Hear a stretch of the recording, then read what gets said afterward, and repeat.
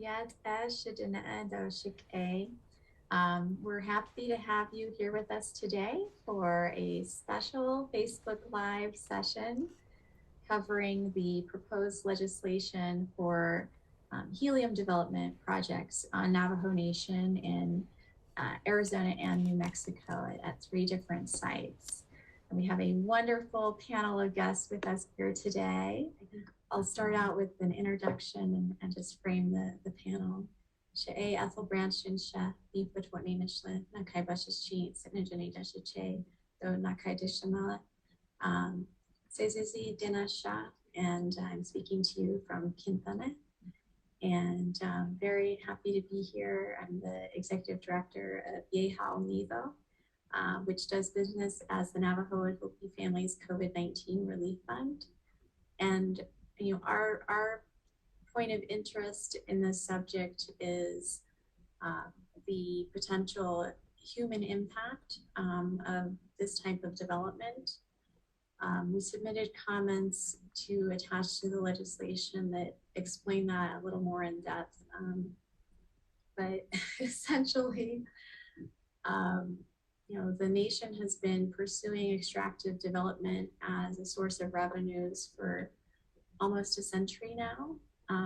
And that has not brought wealth to our people. That has not brought prosperity to our community. Our people will continue, unfortunately, to live in developing world conditions. What wealth was brought to our government is gone, except for the beautiful foresight of leaders like R.J.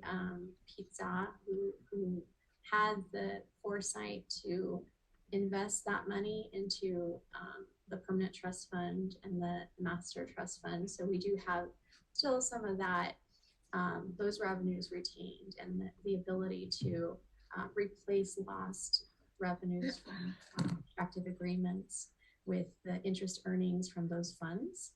But that's not actually being done. Those funds are actually being used for development projects rather than replacing lost revenues of our government.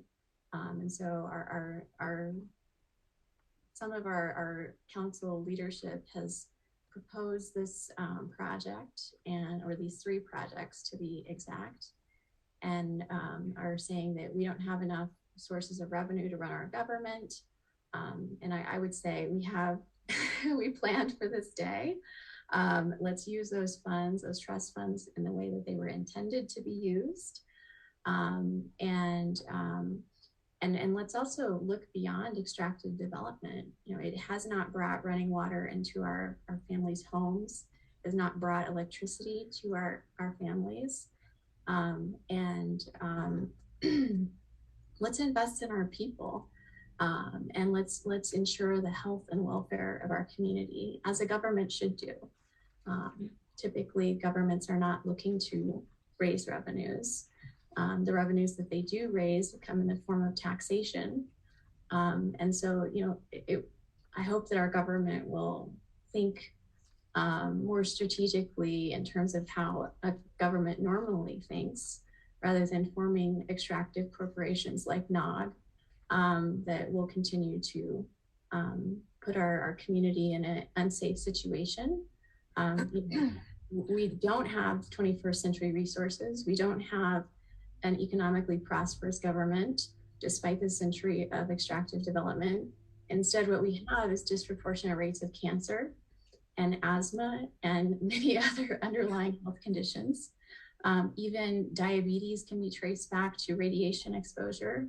And we do know that we have excessive radiation exposure in our community because we have 523 abandoned uranium mine sites. We were the site of the largest nuclear waste disaster in the United States, with the breach of the uranium mill mine in Church Rock. So, from the public health perspective, this extractive development approach is not working. It made our community disproportionately vulnerable to COVID because we had so many underlying conditions in our community, and our people didn't have the same baseline health that communities outside of Navajo Nation have. And so unfortunately, we experienced disproportionate adverse impact from COVID-19. So that's our point of interest in this matter, and the reason why we oppose additional extractive development on Navajo Nation, and ask that our leaders look to other sources of revenue and also invest in our people rather than making us subject to additional exploitation, whether that's by outside interests or our own corporations like Navajo Nation Oil and Gas Corporation. That corporation has been operating for quite some time, and I think it would be great to have some transparency from the corporation and our government in terms of the revenues that that organization has brought to the Navajo Nation. And I think that will help the people better understand what kind of revenue impact that additional development by them could bring. So with no further ado, I'm not one of the panelists, but I did want to explain sort of why we are interested in this matter at Yehal Nido and the Relief Fund. And so we will go ahead and get started with, I think we were going to have Elouise or Tommy get us started, just kind of issue, explaining DODA helium, and sharing what you'd like the public to know about this proposal. Okay. Good morning. Oh, good morning. I have been trying to tell the community members that there's something going on, some type of extraction a few years back. But nobody really paid attention to me. I always feel like the story of the Chicken Little, or was it the Little Red Hen? And I tried to tell community members something is going on. We need to do something. Let's see what's going on. Nobody paid attention. And a couple of years after that, I was elected to be the grazing officer for that community. And now Tacitus came in, and actually they called me and asked me to meet with them away from our chapter. So I did. After they asked me like 3 or 4 times, I met with them and they wanted to do helium extraction. And I told them that it was up to the permit holders. And they came in and talked to the chapter officials instead of the permit holders. And they started buying food and doing face painting and stuff like that in our community at the chapter house. And the people had voted in favor of helium extraction. And I still said that it wasn't a good idea, but some people, a few people come to the chapter meeting. They're the ones that voted on it. A few years later, the same thing happened. Navajo Oil and Gas called me and they asked me to come to their meeting. And I said, again, why don't you come to our chapter? Well, they didn't. And so after several more invitations, I finally asked for the address, and it was in Farmington, New Mexico. And I went there, and when I walked into that room, there was about 5 or 6 community members from our community that were present. And I asked them, I said, this is not our chapter. What are you all doing up here? And Mr. El Sosi and the Navajo Oil and Gas did a presentation real quick, and they wanted to do helium extraction. Again, I told them I'm not the one who can make that approval. It has to go through the permit holders. Well, several months later, they came to the chapter, did the same thing. And I told the community members that we should not vote on this without informing the other permit holders and community members. And I was told by the chapter president at the time that, why am I complaining? Why am I against it? I'm not he said, you're not the one that lives there. So they voted on another resolution. And if you review that resolution, it'll say one opposition, and I was the one that opposed that vote or that resolution or the helium extraction resolution. So that's how it started. And then, and then I'm no longer the grazing official at this time, but back in, I think it was September or October, somebody called me from the community members. I got several calls asking me to help them, and I asked them what they needed help with, and they said, well, there's helium extraction going on and we're looking for help. We really need your help. So that's how I end up showing up at the chapter house when Navajo Oil and Gas was putting on, I don't know what they called it. I think it was like a meeting with the community members. So there I talked to the people that called me and others that they were opposing the helium extraction. So that's how we got started. And then Tommy told us, well, we knew it was in Tommy's area, but there's other helium extraction going on where they call the place Twisido Dome, but it's actually in Little Water. It's not in Twisido. And so that's just west of Highway 491, about 25 miles south of Shiprock. That was Taxidermist's extraction that's still happening under Intech right now. But Navajo Oil and Gas is now asking for leases to our permits to extract helium in Tommy's area, which is about 3 or 4 miles north of Sanasti Chapter. And they named it Beautiful Mountain. And then after we opposed it, Navajo Oil and Gas told us that, well, it's not actually on Beautiful Mountain. We'll change the name. And so the community members who are in favor of this extraction passed another resolution to change the name. And so they just passed it further north to a place called Big Gap. So my concern is that why did our community members say it was okay to go ahead and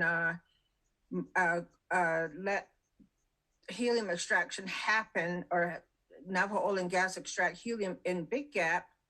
And I don't think that's being very respectful to your neighbors and community members, but that's the resolution that they passed. So my main reason for opposing this is I've always looked out for Mother Earth, and that's what I've done all my life. And when you really think about it, how would people like it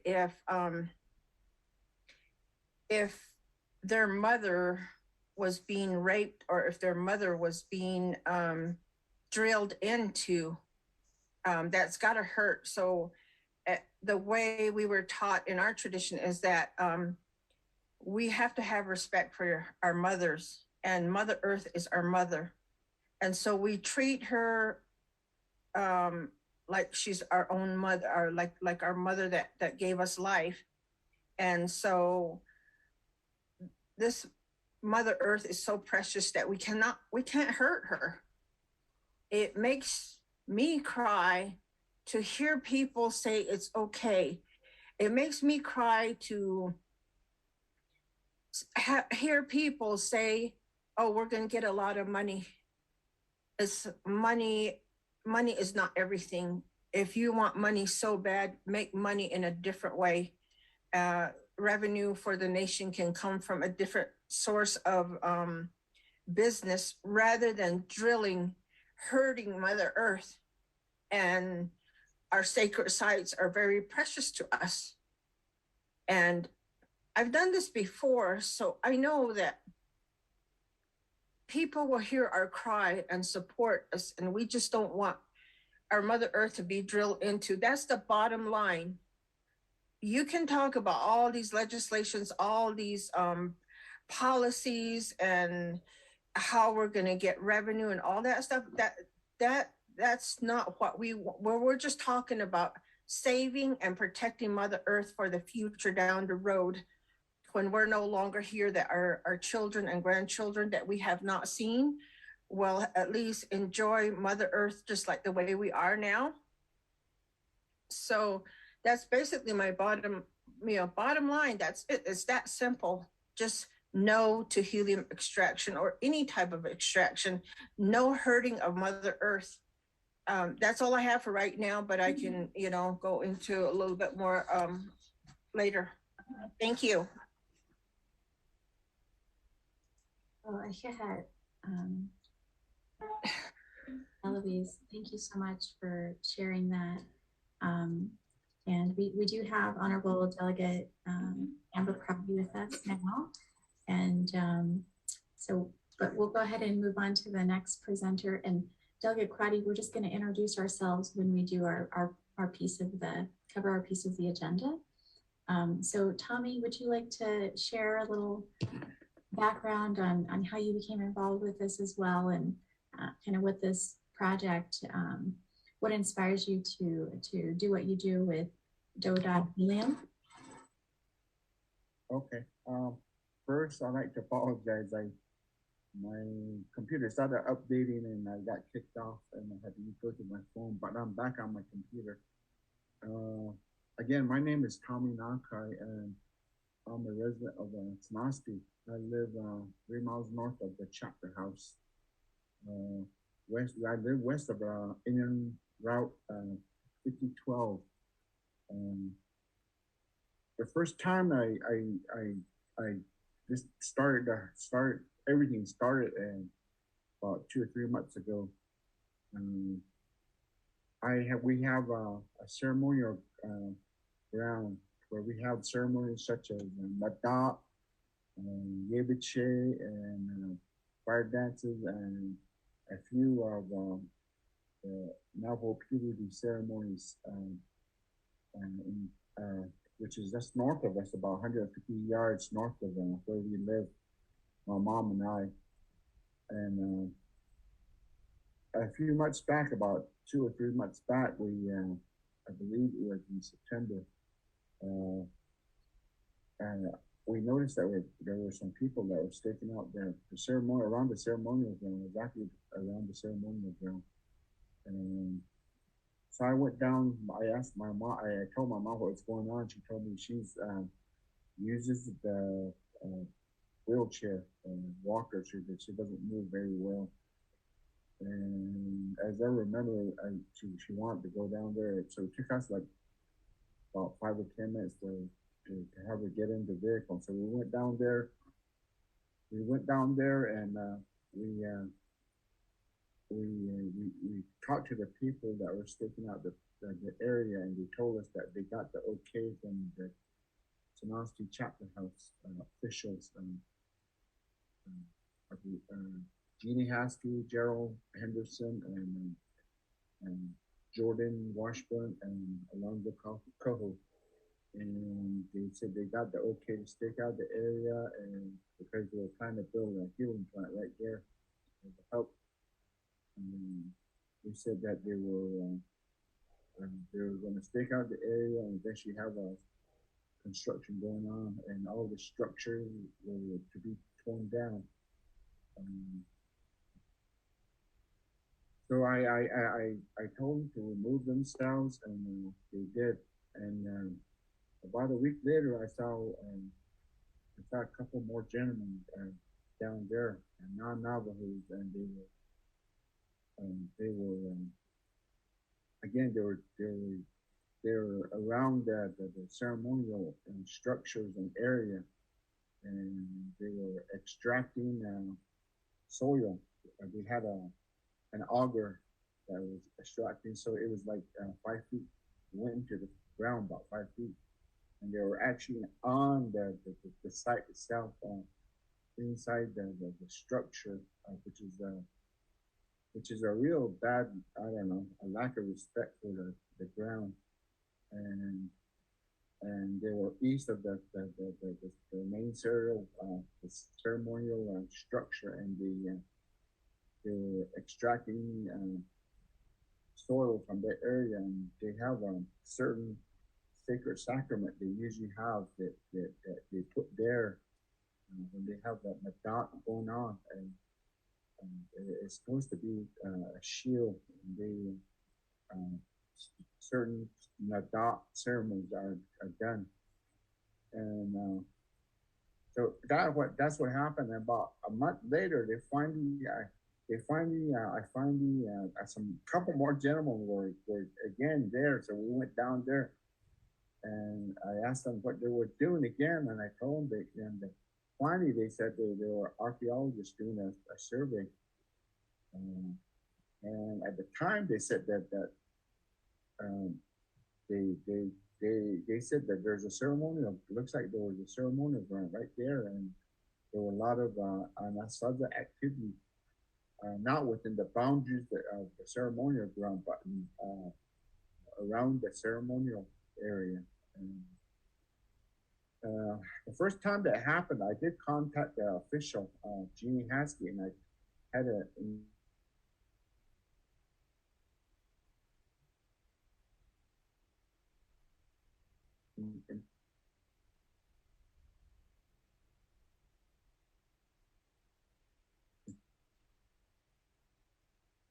Tommy, we may be losing, your sound is cutting out. Are you still there? Okay,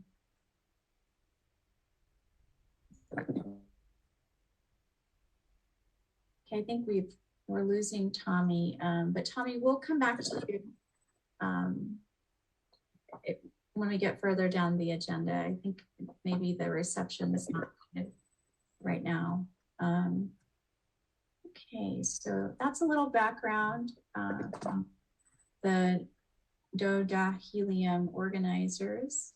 And you know, they're just citizens who are concerned about the proposed project, residents of impacted areas. And we now have, we're going to turn things over to Professor Kirk Jalbert.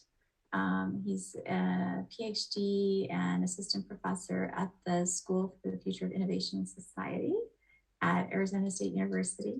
And we're very excited to have you here, Professor Jalbert. Can you share with us some of the background on these types of projects and kind of like what they bring into the environment and the context? Thank you. I'm back, so sorry about that. Tommy, we'll just get to you later in the agenda, okay? Okay. Thank you for having me all. I appreciate the invitation. A little bit of backstory. I just made sort of connections with the people in this group last week, so I'm very quickly coming up to speed on this particular proposal and operation, but I'll just give you a little bit of backstory in terms of perhaps why I'm here with you. So I'm a professor at Arizona State University, and I've been involved in trying to understand the oil and gas industry for about 15 years now, largely beginning with fracking or shale gas extraction that was happening in the Northeast. And my areas of expertise are trying to figure out ways to build capacity within communities to be able to understand these projects and actually have mechanisms at their disposal for more democratic participation in how projects unfold in their communities. And when I came here to Arizona State in 2018, I just received a phone call in my office, not unlike how I was contacted from this group, saying, you know, we understand that you have some background knowledge in this. There's this new thing called helium extraction that has come to Northeast Arizona. Can you help us sort of understand these processes? And we've done that for about 4 years now, and this has been centered in the Holbrook Basin area, largely centered around petrified forest south of the Navajo Nation in that area. But excuse me, a group of residents that came to be known as No Fracking Arizona, as well as Protect Our Waters Arizona. And we've been well aware for some time that there were also helium-related activities that have been happening within Navajo boundaries, and have not really had the capacity or the context to understand that fully. But yet we've learned quite a lot about this industry. And so I'd like to share some of that with you today, and also share with you, I've been doing some research over the past weekend to understand how these things translate to what's happening in these particular projects. And I think that will be useful as well. So just to kick off here, and I will really do my best to stay within 10 minutes. We could talk forever about these issues, and I'm more than happy to answer questions through email if people want to contact me afterwards, and obviously through the question and answer session.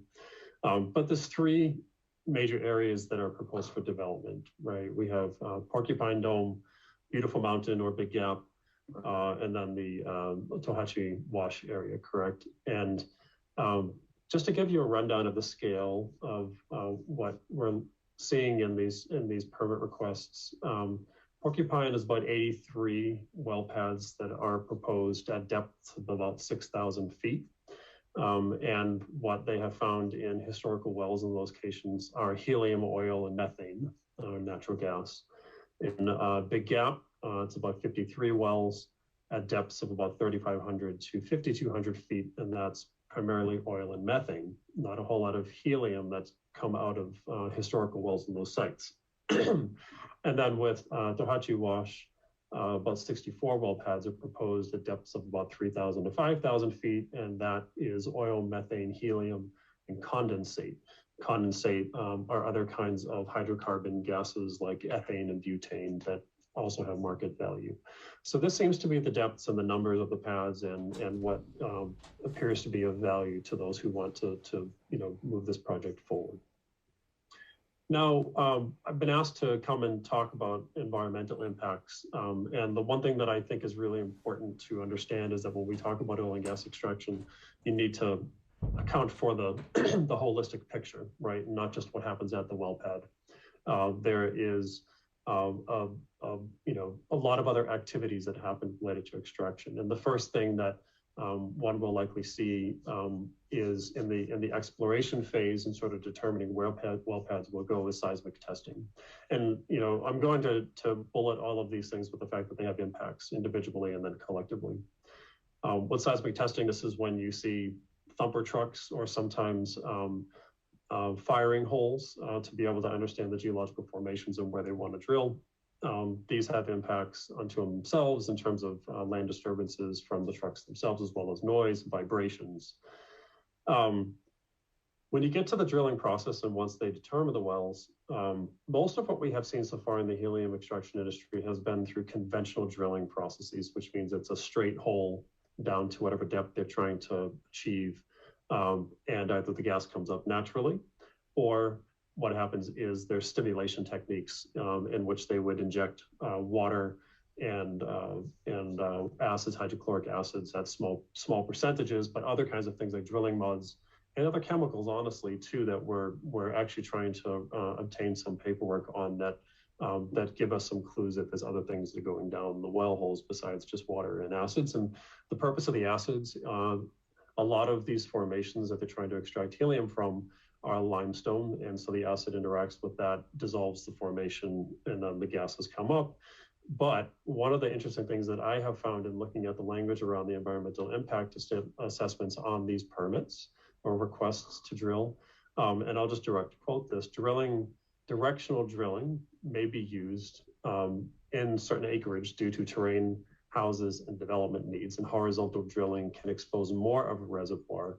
A horizontal well could expose hundreds or thousands of feet within that area, as opposed to 5,000 feet. You could be talking extensively more drilling. Now, for those of you who are familiar with the difference between conventional and unconventional is hydraulic fracturing.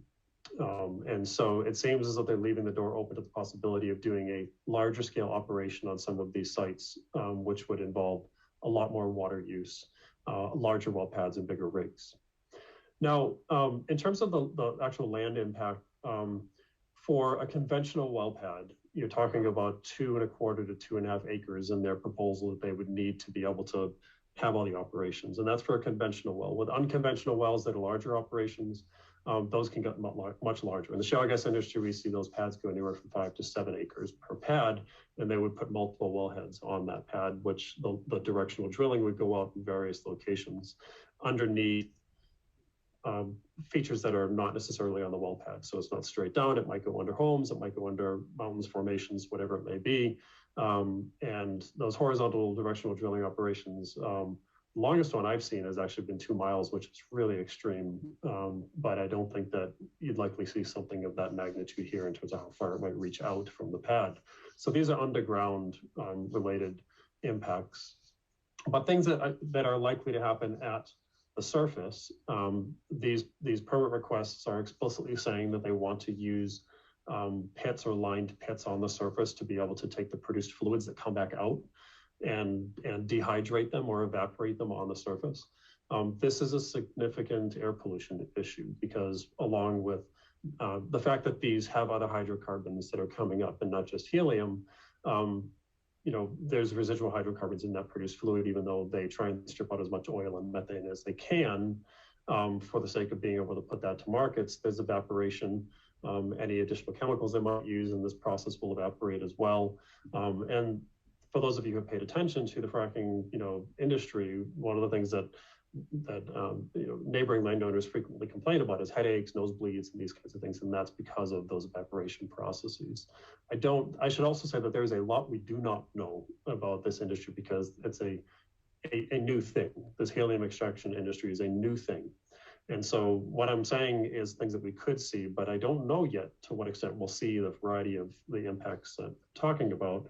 And the reason for that is that a lot of the helium extraction that has happened in the United States has been through just byproduct gas of conventional natural gas drilling. Now that helium has reached a point where the price is justifying people in going drilling specifically for helium, what we're also seeing is that the sort of drilling industry has changed, certainly because of the advent of hydraulic fracturing since 2010.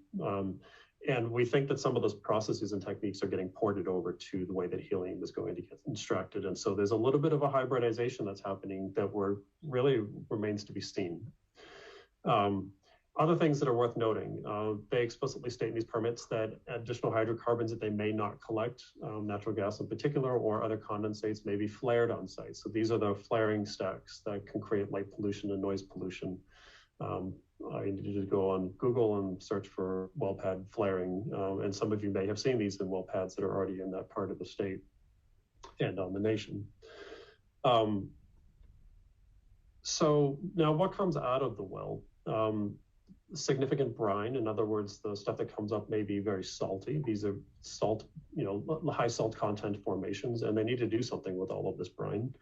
From what I'm reading, they are proposing to haul the majority of this brine water or this produced water off-site to disposal wells, high-pressure injection wells. And it says San Juan County, but I'm not exactly sure which ones they're describing.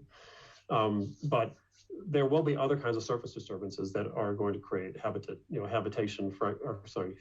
fragmentation, also prevent access to certain spaces, and this is going to be gathering pipelines, and you may have seen the maps in the permits. These gathering pipelines, they're considered within the sort of pipeline world, and this is another area I have some expertise in. Gathering pipelines are considered temporary. They're not regulated to the same safety standards as transmission pipelines. There have at the national federal level new standards around gathering pipelines that may or may not provide certain protections. And I'm glad you brought this map up here because the reason why they want to build these is to mostly get the methane from these well pads to market. And so these gathering lines would then connect up to this larger pipeline and the black dots that, from what I understand, is a presently in operation, not in operation transmission pipeline of about 12-inch diameter that is owned by the Tribal Utility Authority. So, the reason I bring this up is because there's a whole nother level of risks that come with pipeline infrastructure, right? And you don't have to go too far again and sort of searching the news to see that pipelines bring other risks in terms of leaks and safety incidents. And then the other thing I just want to mention is two other points, and then I'll sort of pass it on to the next person. Surface water and subsurface water is a big concern amongst folks that we've interacted with pertaining to helium extraction, because this is a very arid region, right? And we have high dependency on our groundwater sources. These are fairly deep operations, 5,000 to 6,000 feet. And in the Holbrook Basin, most of the wells are being drilled around 1,100 feet. And so the case is made that, it is interacting with limited groundwater. I dispute that, but at 6,000 feet, it seems quite apparent that this is going to interact, the drilling operations will interact with layers that are, immediate groundwater as well as aquifer layers. I need to go and look at the geological maps, and I haven't had the opportunity to do so to see specifically what aquifers might be below 6,000 feet or 3,000 feet, depending on the location here. But the way that these operations say that they protect these aquifers is, when they're drilling down, they identify an aquifer layer, and they wall it off with a cement casing where that aquifer layer is, and then they keep on drilling so that anything that's coming up and down the wall doesn't bleed into the aquifer. I will say that this is an ideal version of the way in which the underground works, right? I think that we can all know that the world underneath our feet does not just go down a nice even stacks of lines. And so there's been lots of research and lots in the academic literature that shows that while operations do their best to try and case off aquifers and groundwater sources from interacting with what goes down the well, they're not always successful, because there's a lot of other existing fractures that interact with groundwater sources that can provide migration pathways. And so that is a concern. And then finally, I just want to talk about like nuisance issues in terms of noise and dust pollution.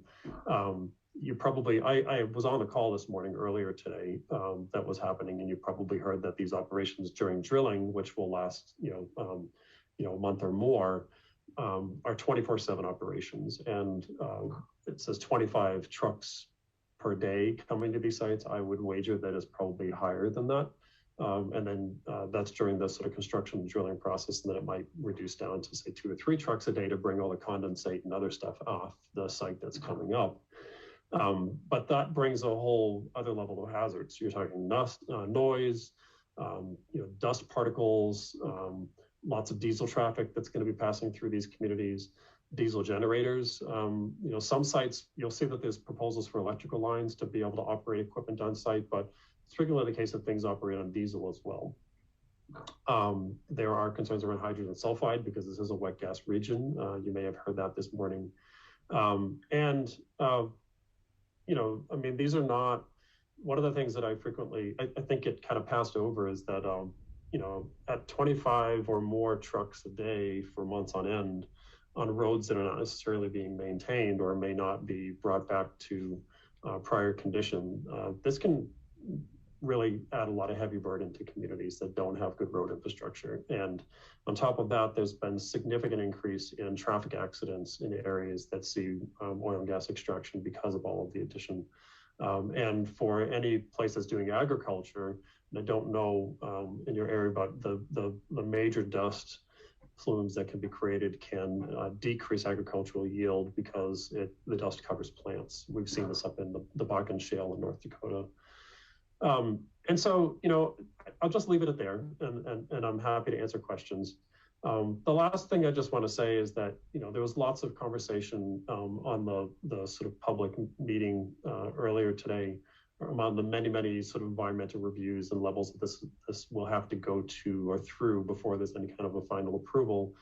But I will just say that in all the years that I've been doing this, there very rarely seems to be an option within those reviews of projects not being done, right? It's more they need to do to be able to check all the boxes that are necessary based on existing rules and regulations, and can we get the operator to be able to comply with all those rules and regulations. But I have yet to really see, or very infrequently see, a box that says this project should not happen, right? And those are based on other kinds of values besides the sort of engineering-based values that are cultural values, land value assets, like all these kinds of things that are more the things that communities care about when they're not necessarily looking at the economic cost benefit, conversations. So that's it.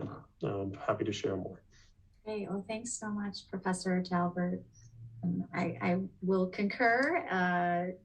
I have worked with NEPA, and I agree that the environmental review regime that it imposes is very much just a box, that a checklist that people can check the boxes on, and even if there are adverse impacts, proceed with some pretty detrimental projects. Okay, great. Our next speaker is Anson. Anson, are you still there? Anson Etsity. Anson is a medicine man, and he was going to come on to share some information, but we're actually a bit behind in our lineup. So it looks like Anson may have had to dial off. But we can go ahead and move forward in the agenda. The next item is Honorable Delegate Amber Crotty, if she's able to jump on and give us an update on the status of the resolution.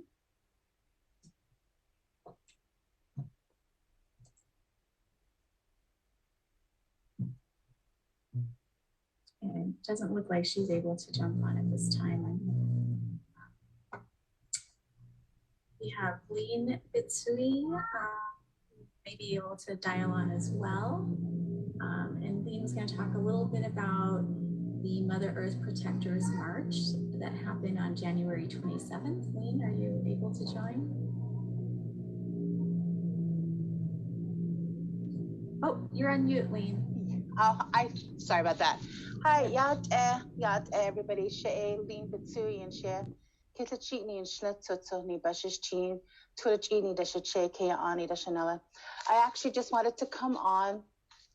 There was a helium meeting earlier this morning, right before this meeting. So I'm going to make my little speech short here. Basically, it all comes down to misinformation from the chapter level to the Navajo Nation government and to our people. I feel like our people need to be aware of all the facts that are going around. And I'm hoping that the people, because I asked specific questions this morning to NOG and also to Navajo Nation's Minerals Department and also Navajo Nation's DOJ. Apparently, there's a lot of misinformation. They did not know, DOJ didn't know that the chapter, that the NOG promised them the 1% directly to the chapter. DOJ came on this morning and they said, that's not true. I wasn't aware of any of that until the NOBI meeting. So there's a lot of misinformation, and I think that there's a lot of facts not being shared on both sides. But bottom line is that the Earth itself should not be drilled into, and I feel like there's a lot of division going on between the local chapter there and the people. The people should have a voice no matter, regardless if they live there or not. I myself come from the coal mine area in Kayenta, and where there was a lot of coal mined up there. And that money went into the general funds for the Navajo Nation. So it wasn't promised specifically to, our hometown or the local community. It went to the entire 110 chapters. The royalties did. So for this misinformation to go on and for DOJ, for herself to say, hey, I had to step in because we never had any sort of say or knowledge that the Navajo Nation Oil and Gas promised the 1% to the local chapter. It's not written in that 500-page legislation. So for them to be all on board and in support is really a miscommunication between the two entities, because it seems like there are promises being made that, again, it's always setting us back 500 years to treaty days. And even to now, there's going to be some broken promises and there's support being given with misled information. I don't think that the Navajo Nation should give these permissions to the oil and gas company without having all the information from the locals and not just the 3-person chapter official that are in full support of this, because they are being led to believe they're going to be given 1%. And just today they said, we're actually going to amend that and ask for 2%. So I feel like there's a lot of division, and I feel like the chapter officials, I need to bring the community together, because money is dividing the community, and money should never be a source of division among our people when it comes to Mother Earth. I am against this, and I hope, and I really appreciate the professor coming on to explain the actual facts of how the drilling works, the amount of water it'll take, and how it'll affect not only the sound, the ground, the water, the locals. It's just going to affect everybody. And it's not just, we're just going to drill a hole and we're going to leave. So there's more to it, and I am completely in support of the DODA organization.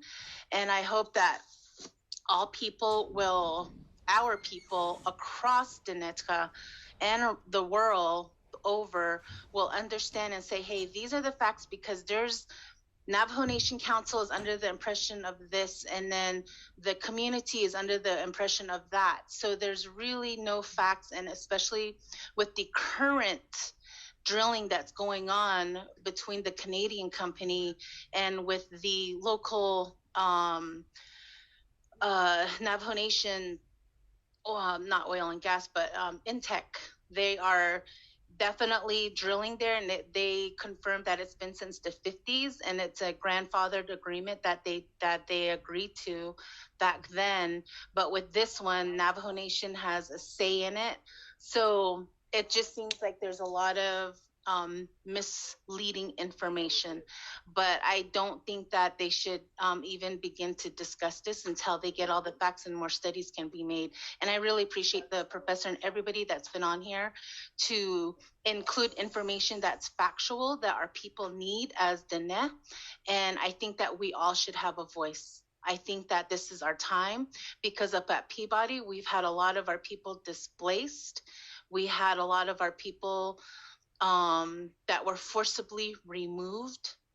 And now there's a huge gash, if you will, in the Black Mesa area due to the mining. So I feel like the same thing is going to happen once you disrupt Mother Earth. It's never going to be the same again. And we don't know the effects long-term, how it's going to affect our people, our land, our culture, our prayers, our songs. So I really appreciate everybody on the panel. And Ethel, thank you for holding this again and letting me kind of jump on and include my information. But I appreciate every single person that's had something to say. And I'm trying to rush because I know that we're short on time, but I really, really appreciate Elouise and Tommy and the entire community who are actually saying, hey, we need to think about Mother Earth first, because that 1% nor the 2% is not promised. It's not in the legislation. So I feel like the community, the chapter, has a lot of research to do and to see what's actually in that legislation, because the DOJ said today, I wasn't aware of any of that until I listened to Nabi last week. That's what she said. So I'm going to leave it at that. I appreciate everybody tuning in and having the patience to listen in on this kind of long siesta hour.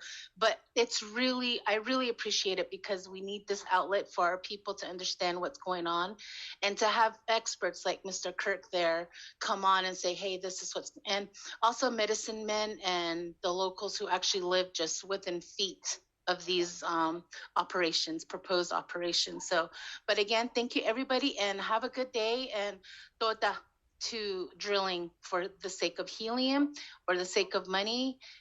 We can find another way. Yeah, Lene, thank you so much. Well, I think we're going to go ahead and let Tommy close us out. And I didn't see many questions in the Facebook live chat, and I know we are running behind. So Tommy, do you want to go ahead and close things out for us? Yes, thank you, Ms. Branch and Ms. Bitsui, everybody on that's on the call. one thing I like to say is this is not the first experience I had with oil and gas. My grandmother, she lives in Red Valley, Arizona, and back in the early '60s, they were asked to drill for natural gas, and my Nolly, she said that they went in there and they asked only to test for natural gas. Slowly, and then she said, "I can't have that. They need the electricity done."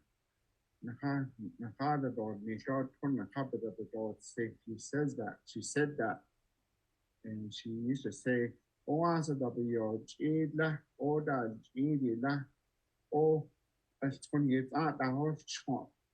Oh, ha, torch, get out, has Lena, as for Avocats not. Are they Chachin? It's under the non net, it's under the net, not. That's what she said. She lost 7 of her kids to cancer. So this is the reason why I'm really against what's going on.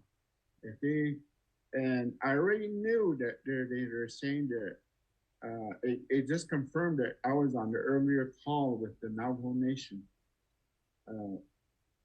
What I figured they were going to say is, or they were planning to do, if they discover helium or other resources like oil and gas, or even uranium, they're going to go after it. They're not going to consider the people, the animals, the ceremonial sites there. They're going to go after it. The only thing they see is money, and that's why it's not going to only affect me the way I see it with my mother and I. It's going to affect all Navajo Nation, and that's why we're trying to do something about it to stop it. No more damage to our Mother Earth, who we hold as our own spirit. We think about it in our heart, so it hurts us. It hurts us very much when we see other places, and now our own neighborhood. That's what they plan to do. So they have no respect. They say they do, but they don't. They already disturbed the ceremonial areas and even the Anasaza sites.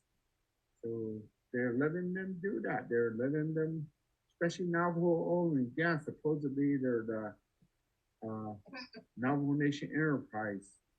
So they run all over the place. They don't care. So hopefully, and thank you everybody that's listening, especially the professor, for clarifying what I already knew was going to happen. I already knew that this has happened before. I've seen it with my own eyes. Thank you for your concern, especially Leland, everybody, Miss Brown, everybody that's involved. From my heart. My mom and I, we are ready to stand by ourselves against the Navajo oil and gas and even the tribal government. But I'm very thankful from my heart. Thank you. Thank you, Tommy. We appreciate that. Director Branch had to jump off the call.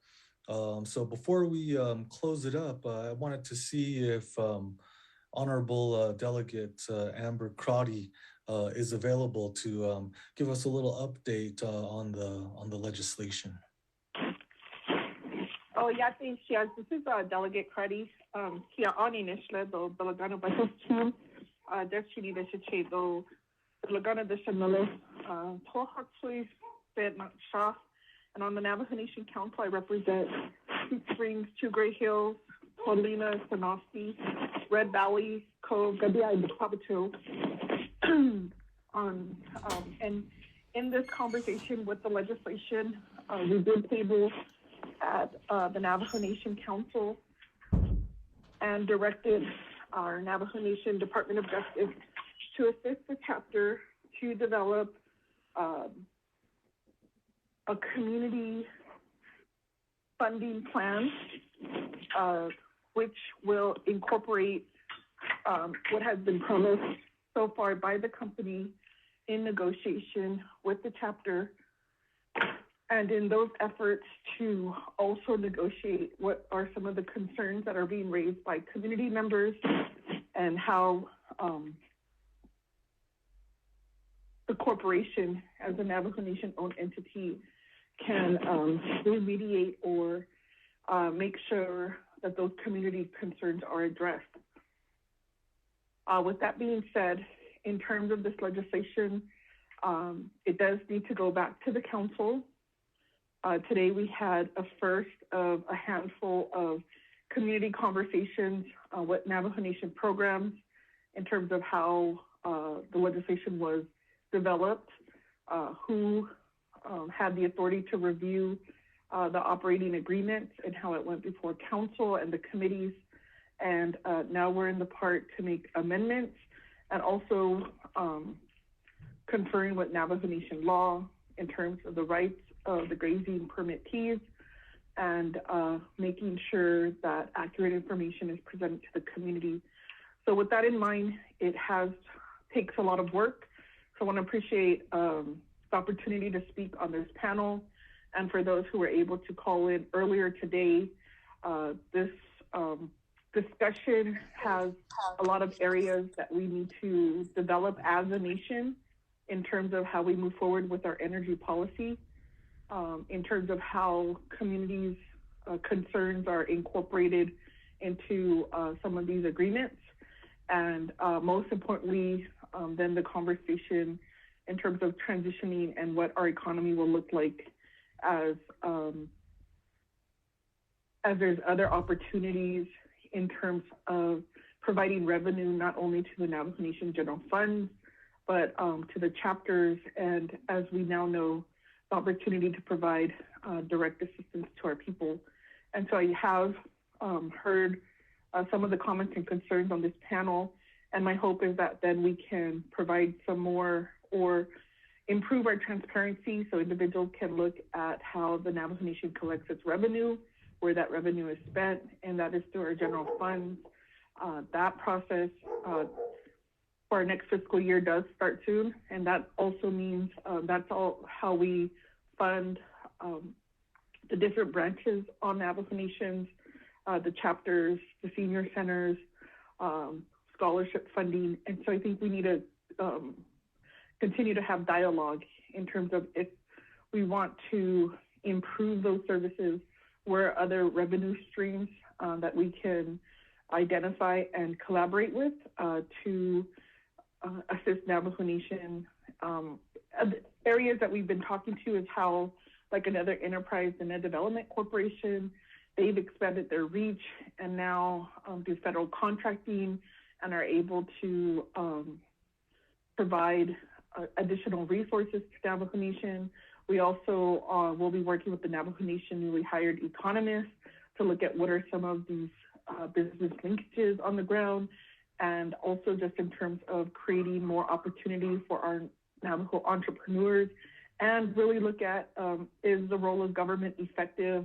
Have we expanded our reach too much? And then should services be limited? And what would that look like? And so there's a lot of opportunity for discussion here. There's a lot of opportunity for voter engagement.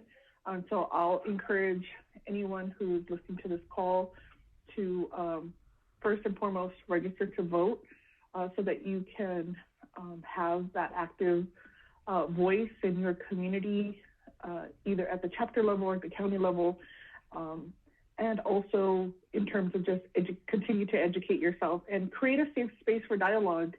I know that sometimes this conversation has, has at times, especially on social media, there's I always say, would you want your child to read the posts that you're posting.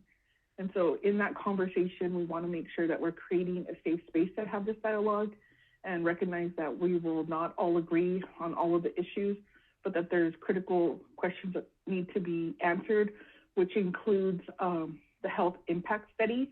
And so we'll be sharing that with Navajo Nation Department of Justice, the work that's been done in our Eastern agencies, and also looking at, since helium is a byproduct of uranium, these are very sensitive areas, and the type of community impact has been tremendous when it's come to uranium. And so we also need to be aware that families have been devastated by extraction. And so to bring that all together with a compassionate heart and just to continue to listen and to hear one another is also another way for us to move forward. So Shada Ethel and her team at Navajo Hopi, we appreciate this time and this opportunity.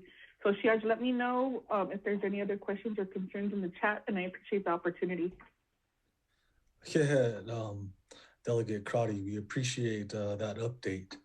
And it's very nice to know that you're considering all of the angles and all of the voices that are being present on this particular discussion, and that contribute to what's going to happen with this legislation. So once again, we are coming up on the end of our hour here, and actually this particular Facebook Live discussion was slated for an hour and a half. But before we leave, if I could have everybody who's on the discussion, just go ahead and turn your cameras back on.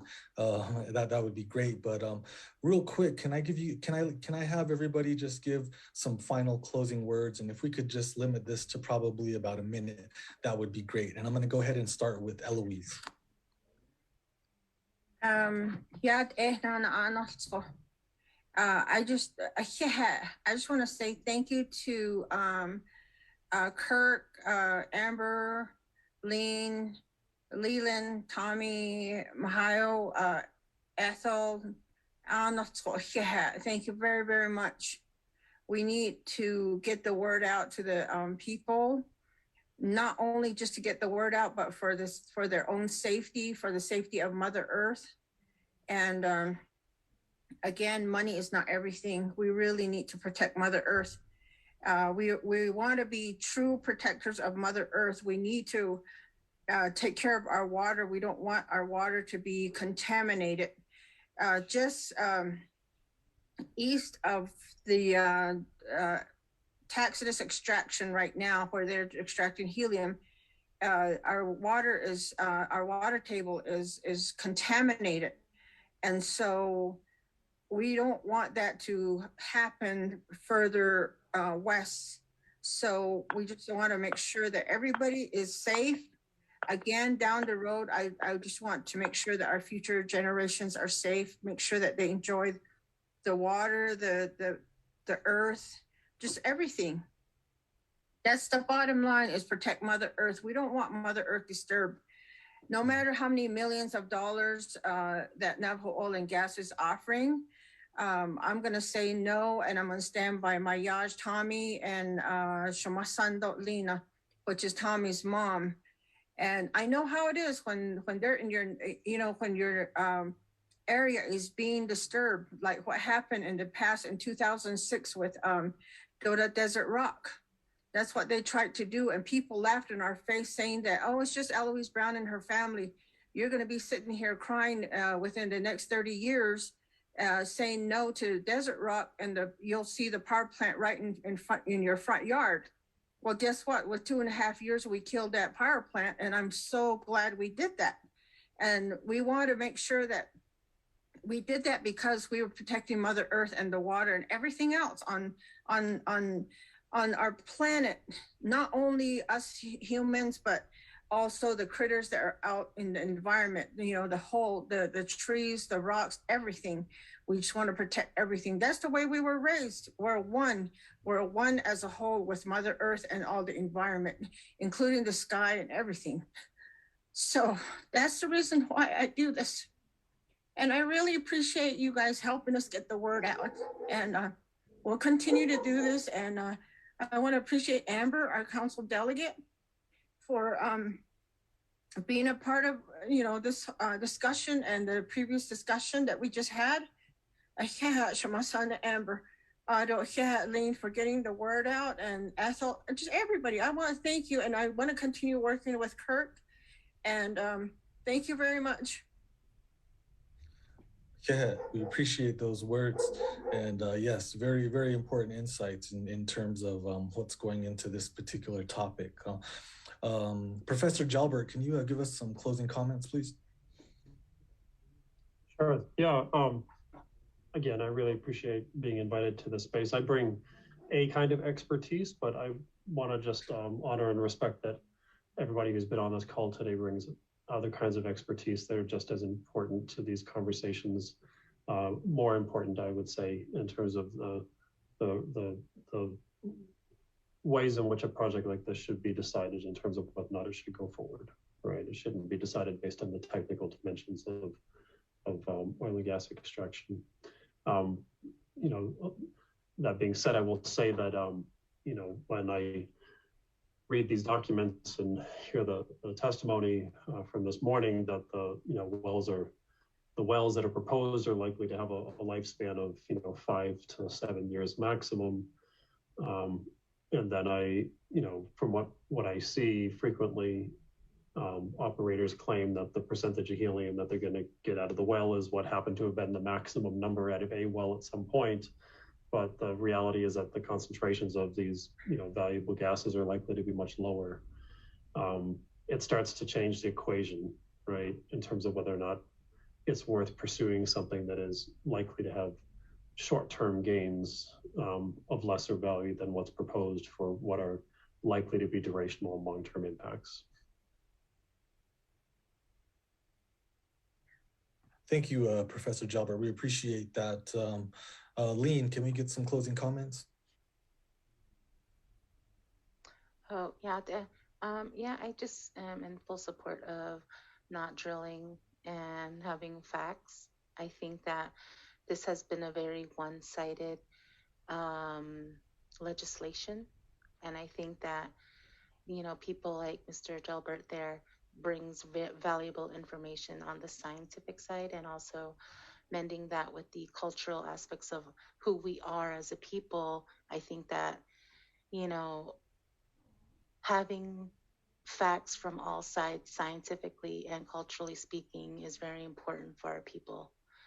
And I don't think that this is a way for not just the community, but for the tribe to make funds, because we've all known that there hasn't been any improvements, even when we were receiving royalties from Peabody, NGS, uranium mines. And I just really feel like, there has to be another way. And we have very intelligent and smart people in our tribe. And I think that together we can find the solution. And I don't agree with this helium extraction. And I appreciate everybody's time and expertise, and to have these discussions like this out in public. And I think that they are needed. And I think that everybody's input is important. And I hope that people on the other side will understand where we're coming from. And I think that, updated and accurate information is definitely needed. And I'm glad that Delegate Amber Crotty came on to clarify a lot of these issues. So, but I appreciate everybody here. Thank you, everybody. And thank you for having me on again. Be safe. Yeah, Lene. Tommy, I'm going to let you go next, and then I'm going to have Delegate Crotty close us out. So go ahead, Tommy. Thank you again. One thing I'd like to add, several years ago, I had a close relative who used to be also a tribal grazing official. And he told me that the Navajo or Sanasti is known for fresh water, especially like in my area, there are tables of aquifer. And he said that, I don't know how true it is, but it could probably sustain about 1 million people for about 20 to 30 years, he said, if it was needed.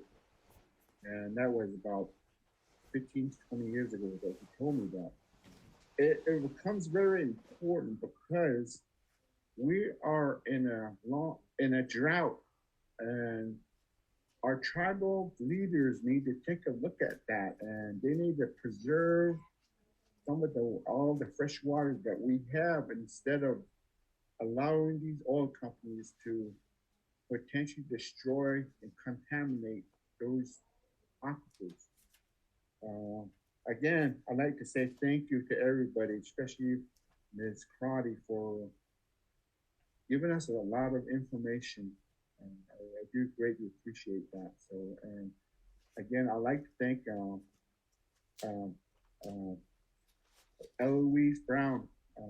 I called you up a few months ago. I just wanted your advice, yet you went beyond what I expected from you. Yeah, and there are a couple other people that are behind the scenes, so, and more people, and I like to thank them too, and they know who they are, so I won't mention them, but again, thank you. I do greatly appreciate everything that's being done to inform the whole world of what's going on the Navajo Reservation. And I'd like to close this out by saying, I did go to school a few years back, and I did return. I used to always say, when I really want to return to the Navajo Reservation, I want to live there the rest of my life, because I know the 4 sacred mountains, I'll be protected. That, I don't know now, you know, we're being attacked by our own leaders that we put in to office. I don't know, it kind of hurts, you know. It reminds me of what I said in those years. However, there are some good people, good leaders out there that stand with us. I want to say that again. Thank you very much. Go ahead, Tommy, and Delegate Crotty, can you go ahead and give us some closing comments, please? Yes, thank you. And for all the panelists, we appreciate your insight. If we could continue just to dialogue, sometimes we have to be courageous enough to have these conversations and to pull in information. But this is a regional issue. It's a Navajo Nation issue in terms of community impacts, in terms of what resources will be used and how they'll be used. We're still trying to clean up other efforts. And I think it's a critical question on how funding supports our people in general, how Navajo Nation enterprises work with the community. And my expectation is that our enterprises should lead the way. They should demonstrate to other corporations how to work with Navajo people and how to work with our communities, how to work in a trauma-informed way, so that we're not re-traumatizing community members, but yet being able to engage and have conversations. And at the very least, that's the respect that we owe one another. And so I appreciate this opportunity, and we hope to have more discussions. And I think there's always room for innovation. There's always room, especially with our ARPA funding and how we recover from COVID.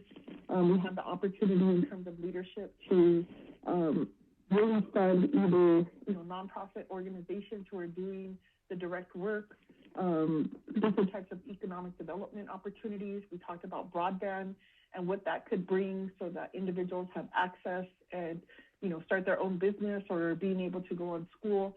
And so there is a lot of effort that's being done at the community level. And so I just appreciate all of my relatives, and just to know that at the end of the day, we all pray. We all pray for one another. We pray for each other's health. When the sun rises, we're grateful that we're able to continue to walk our Mother Earth. And so I just appreciate the opportunity. So yeah, thank you. Awesome. Thank you, Delegate Crotty, and I want to thank all of the panelists who participated in this discussion. This is a really critical issue.